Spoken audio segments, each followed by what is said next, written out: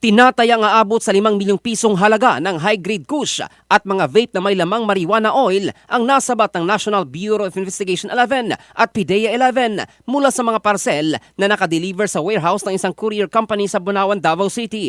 Ayon sa ulat ng NBI 11, 11 kahina-hinalang parcel ang sinuri ng mga operatiba kasamang K9 dogs kung saan 6 dito ang nagpositibo na may lamang kontrabando. Nang buksan ang mga parcel, tumambad ang mga sachet ng high-grade kush, mga bloke ng hinihinalang marijuana at mga vape na may lamang marijuana oil na itinago sa loob ng karton na para umano sa mga laruan at ibang mga produkto.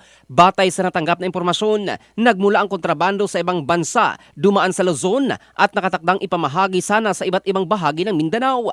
Patuloy nang iniimbestigahan ng mga otoridad kung sino ang pinagmulan at kung sino ang dapat sanang tumanggap sa naturang mga parcel. Dahil dito, nababahala ang mga otoridad sa paraan ng distribusyon ng iligal na droga. Kaya naman pinaigting pa nila ang kanilang monitoring upang mapigilan ang pagpasok ng mga kontrabando sa rehiyon.